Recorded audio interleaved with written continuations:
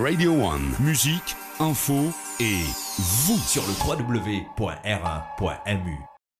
Poussière, vacarme provoqué par le marteau-piqueur, voilà le nouveau quotidien des habitants de la route Saint-Jean à 4 bornes et ce, depuis moins d'un mois. Les commerçants sont eux aussi affectés. Bertrand, employé d'une pâtisserie du quartier, nous explique que depuis le début des travaux, l'accès y est fortement perturbé.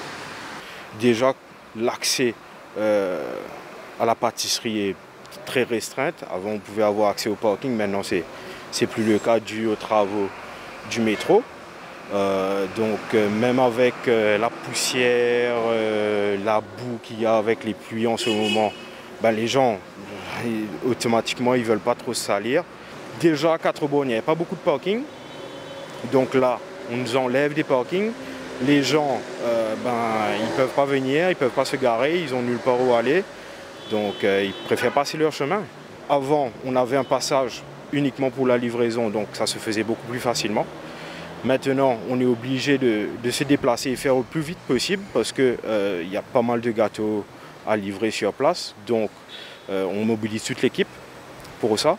Et on doit se déplacer sur au moins une bonne cinquantaine, soixantaine de mètres pour pouvoir recevoir toutes nos fournitures et tout.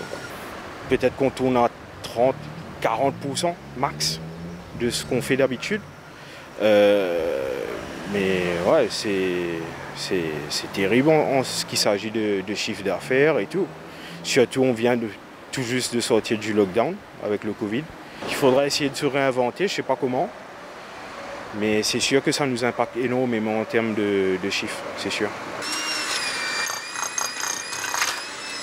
Faisal, pharmacien dans les environs, travaille lui déjà sur un moyen de rebondir face à cette situation. Le métro express a commencé ses travaux, ça fait vraiment un bon bout de temps maintenant là, mais nous ça affecte le flot clientèle parce que niveau parking c'était déjà la galère. Saint-Jean Road, 2 lignes de 2 côtés, maintenant c'est venu 1.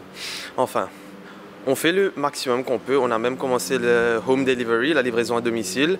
Et on a aussi eu la permission avec le bâtiment pour faire le parking souterrain pour que nos clients peuvent garer leur voiture. Mais avec les travaux, la poussière et tout là, enfin, on travaille, on fait de notre mieux, mais on est là pour servir le public. Le chiffre d'affaires a beaucoup baissé aussi parce que, bien sûr, il y a une manque de clientèle, une manque de vente aussi, mais on travaille, on essaye de collaborer avec les autres compagnies qui font la livraison à domicile aussi. Enfin, nous on essaye de développer le côté livraison pour mieux attaquer et mieux, enfin comment dire ça, arriver jusqu'aux besoins des personnes.